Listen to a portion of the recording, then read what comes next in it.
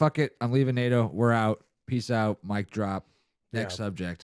Let's look back at the history of NATO. The idea was essentially it was built because they didn't want another Germany uprising, and they didn't want another Russia becoming Germany and taking over Europe.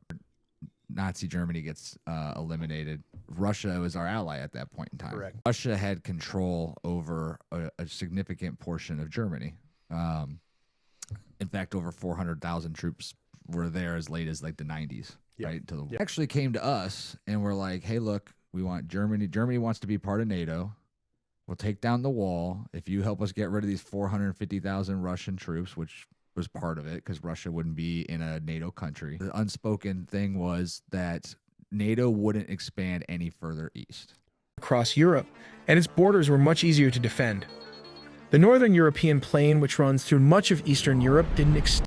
All right, so where you can see the Warsaw Pact, that's where Germany is, correct? So that's the only spot once NATO and That's Germany... where Poland is. Correct. So once they become... That's the only spread of land to get into Russia is essentially through Germany, which is easily protectable because at that point, you know, Russia was vast. All right. All right, so then we'll continue. Extend as far into Russia, making it harder for invaders to reach the Russian heartland. If NATO had wanted to strike, it would have had to pass through a narrow, flat region in central Germany. After the fall of the Soviet Union... All right, so look where NATO's at right now. All right, then you see Poland, and then you see Ukraine, which... NATO, which was originally a defensive alliance, began expanding steadily. In Boom. 1999, countries like Poland, Hungary, and the Czech Republic joined. Then in 2004, NATO added Bulgaria, Romania, Slovakia, Slovenia, Estonia, Latvia, and Lithuania. In the following years... So this is 99 to 2004. Now here I want people to look at stuff like one side, or they always look at things one-sided, but I want you to look at this two-sided. We're here in the United States. We're happy. We're at oceans between all of us. Now all of a sudden Iran, let's say Russia, Iran, China, Iraq, so whoever, they decide to form an alliance. And they say, hey, Mexico, hey, Canada, we want you to be in our alliance. And they say, yeah, sure. And the next day, the United States had Iran missile bases and nuclear weapons in Canada and in Mexico surrounding us. No. Like, do we think, and for those who want to say stand with Ukraine, okay, we would be in the same boat as Russia, which is in this exact scenario.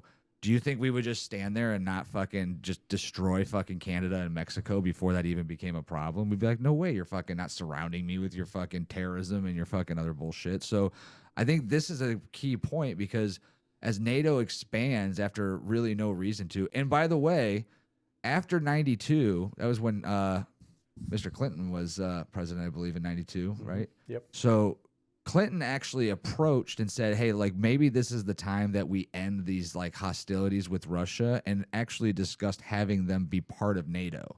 And everybody thought that he was fucking crazy. When you talk about, oh, we want world peace, we want to stop the wars, like there was an opportunity right then and there to do that. Like we could have invited Russia to be part of NATO and they fall under the same guidelines as everybody else. And then we could have slowly started bringing every single country into the world into it. How we created a government change and a coup essentially in Russia, or I'm sorry, in Ukraine.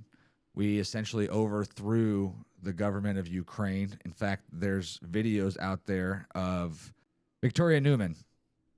So there's actually videos out there of Victoria Newman talking about a month before the coup actually happens in Ukraine, where they're already starting to pick U.S.-backed candidates to be in the cabinet of the new government of Ukraine. So you have Russia surrounded by NATO bases. You have the U.S. assisting in overthrowing Ukraine's government.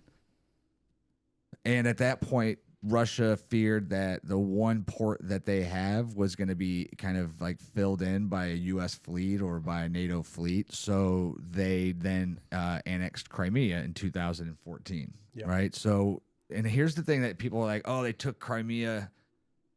Nobody died.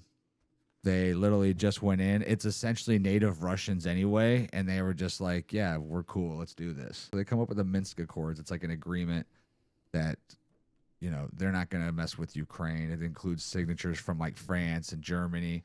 Everybody signs it, including Russia, except Ukraine. Zelensky runs for president in 2019. He wins on a proposal, claims that he's going to sign the accords because he wants peace. He wants Ukraine to live in peace. And then he becomes president. 70-30 win, by the way, landslide, because the people wanted peace.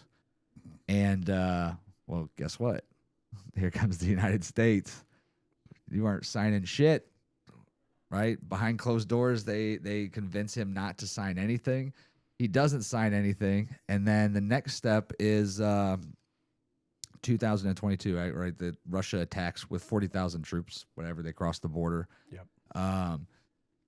They have a peace agreement agreed upon. Russia actually started bringing their troops back into Russia, like it was going to be over and said and done.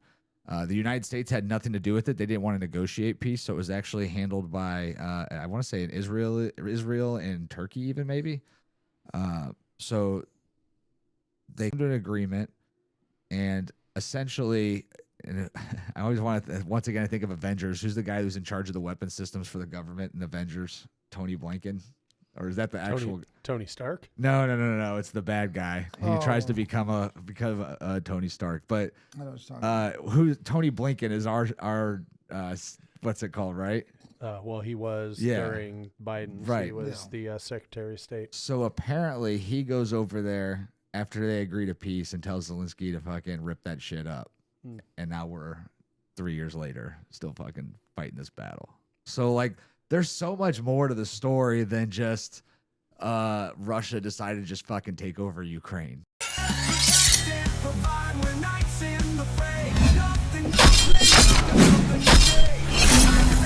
Fitness and fight all